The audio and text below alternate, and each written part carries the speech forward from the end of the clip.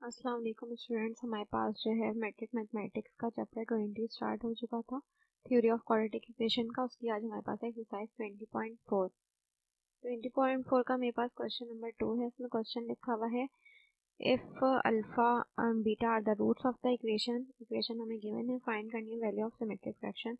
जो फ्रैक्शन दिया हुआ है उसकी वैल्यू फाइंड करनी है। सबसे पहले इक्वेशन लिख दी मैंने, और इक्वेशन में से मैंने ए बी और सी की वैल्यू अपनी लिख ली। ठीक है, स्क्वायर का कोफिशिएंट क्या होगा, ए होगा, और जो एक्स का कोफिशिएंट है वो बी होगा। कांस्टेंट वैल्यू क्या होगी, सी होगी। तो सबसे पहले हम सम ऑफ द रूट्स और प्रोडक्ट ऑफ द रूट्स निकाल लेंगे। हमें पता है सम ऑफ द रूट्स हम प्रीवियस वीडियोस में पढ़ चुके हैं, प्रीवियस एक्सरसाइज में। सम ऑफ द रूट्स यानी अल्फा प्लस बीटा जो हमारे रूट्स हैं उनका सम क्या होता है, माइनस बी अपॉन ए के बराबर होता है। तो माइनस लिख दिया, बी की जगह बी की वैल्यू, ए की जगह ए की वैल्यू, तो माइनस माइनस प्लस हो जाएगा, तो 3/2 आ गया सम ऑफ द रूट। इसी तरह प्रोडक्ट ऑफ द रूट जो है वो किसके बराबर होता है, सी अपॉन ए के। सी क्या है, वो 7 है, और ए क्या है, हमारे पास 2 है। तो ये हमारे पास इक्वेशन आ गई।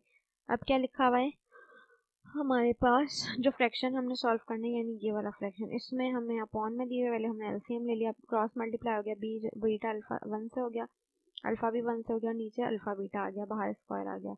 अब वैल्यू पुट कर लेंगे, अल्फा प्लस बीटा का होल स्क्वायर है। ठीक है, अल्फा प्लस बीटा ये वाला फ्रैक्शन जो है वो मेरे पास बन गया है।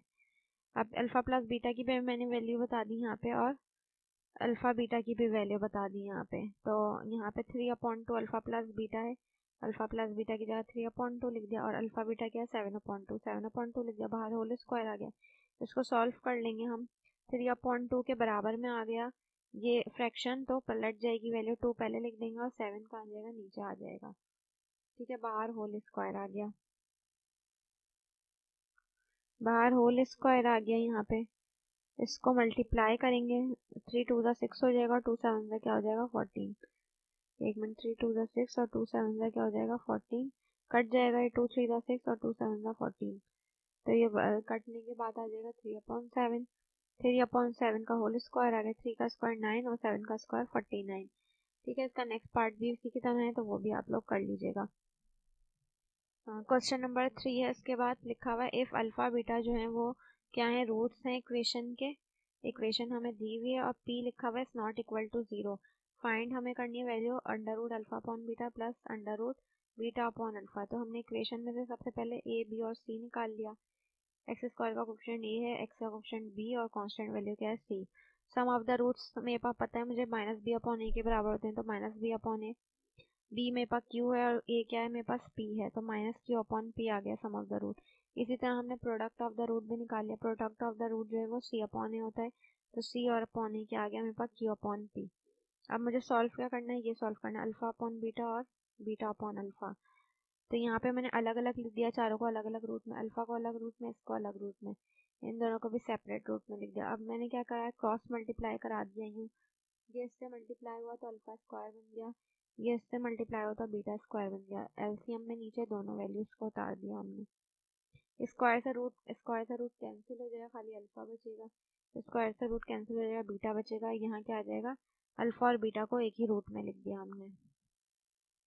अब मैंने बताया सम ऑफ द रूट्स मैंने ये निकाले थे और प्रोडक्ट ऑफ द रूट ये निकाले थे, दोनों की वैल्यू पुट कर लेंगे।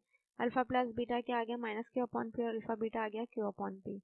तो ये माइनस, यहाँ पे माइनस क्यू अपॉन पी, ये इधर बराबर में आएगी तो वैल्यू पलट जाएगी, पी ऊपर आ जाएगा, क्यू कहाँ आ जाएगा, नीचे आ जाएगा। अब यहाँ पे हमने क्या किया है, अगर मैं इसको यूँ लिखूँ, स्क्वायर लगा दूँ और रूट लगा दूँ, तो ये वही बन जाएगी टर्म, स्क्वायर से रूट कैंसिल हो जाएगा, तो वापस क्या आ जाएगा, माइनस क्यू अपॉन पी। तो इसको मैंने स्क्वायर और रूट के साथ लिखा, और ये वाली टर्म एज इट इज आ गई। ठीक है, तो अब क्या हुआ, इन दोनों को एक ही रूट में उतार दिया। रूट में उतारने के बाद क्या हुआ हमारे पास, यहाँ पे क्यू स्क्वायर से एक क्यू कट जाएगा, तो खाली ऊपर क्यू बचेगा। यहाँ पे पी स्क्वायर से एक पी कैंसिल, तो नीचे खाली एक पी बचेगा। तो ये हमारे पास क्या हो जाएगा, आंसर। इंशाल्लाह इसके बाद हमारे पास नेक्स्ट एक्सरसाइज है, वो हम अपनी नेक्स्ट वीडियो में स्टार्ट करेंगे। अब तक लिए इतना ही। इसके ग्रुप के पे आपको प्रैक्टिस क्वेश्चन मिल जाएंगे, तो वो आप लोग उसकी प्रैक्टिस लाजमी कर लीजिएगा। वीडियो के लिंक के साथ ही हम लोग शेयर करते हैं क्वेश्चन। बाकी का इंशाल्लाह हम लोग अपनी नेक्स्ट वीडियो में कंटिन्यू करेंगे।